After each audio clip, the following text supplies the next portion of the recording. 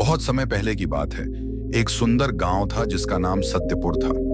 इस गांव में लोग बहुत ही मेहनती, ईमानदार और धर्मपरायण थे। इसी गांव में एक धनी और प्रतिष्ठित परिवार था जिसके मुखिया का नाम धर्मपाल था। धर्मपाल गांव के सबसे धनी व्यक्ति थे, लेकिन उनकी यह संपत्ति पसीने की कमाई से बनी थी। वे सदैव सच्चाई और ईमानदारी के मार्ग पर चलते थे। धर्मपाल का एक बेटा था जिसका नाम विजय था।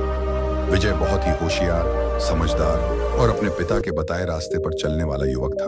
लेकिन विजय के स्वभाव में एक कमी थी। वह हमेशा अपने बुरे कर्मों का परिणाम नहीं देख पाता था और सोचता था कि सब कुछ भगवान की कृपा से होता है, कर्म का फल नहीं होता। एक दिन विजय अपने मित्रों के साथ एक जंगल में शिकार के लिए गया। उन्होंने वहां एक छोटे हिरण का पीछा किया और विजय ने उसे मार दिया। उसके मित्रों ने उसकी प्रशंसा की, लेकिन विजय के मन में कुछ अजीब सा खटकने लगा। वह घर लौट आया, लेकिन उसके दिमाग में उस मासूम प्राणी की छवि बार बार उभरती रही। धर्मपाल ने जब यह सुना कि विजय ने शिकार किया है, तो उन्होंने उसे बुलाया और कहा, बेटा, तुमने जो किया है वह सही नहीं था। जीव हत्या एक गंभीर पाप है। भगवान का न्याय अटल है और तुम्हें बेईश्वरमा का फल अवश्य भुगतना पड़ेगा। विजय ने इसे गंभीरता से नहीं लिया और सोचने लगा कि ऐसा कुछ नहीं होगा। कुछ महीनों बाद विजय को व्यापार के सिलसिले में एक दूसरे गांव जाना पड़ा। उस यात्रा में उसकी मुलाकात एक जमींदार से हुई जो बहुत ही धनी था। जमींदार ने विजय को अपने घर आमंत्रित किया और उसे रात में रुकने के लिए कहा।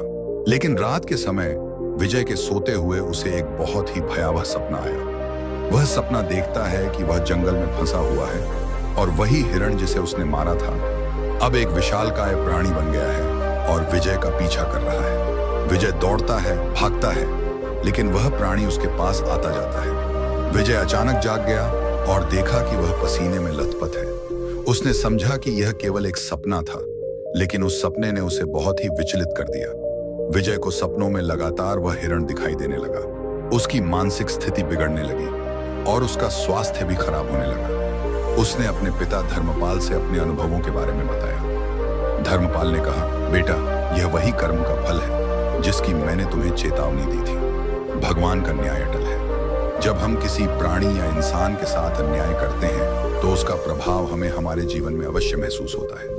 विजय ने महसूस किया कि उसके जीवन में हो रही सारी कठिनाइयां, चाहे वह शारीरिक हो या मानसिक, उसके उस एक बुरे कर्म के कारण हो रही हैं। उसने अपने पिता की बात को गंभीरता से लिया और पश्चाताप करना शुरू किया। उसने निश्चय किया कि वह उस पाप का प्रायश्चित करेगा। विजय ने अपने सभी संपत्ति और संसाधनों का उपयोग जीव हत्या के खिलाफ जागरूकता फैलाने के लिए किया।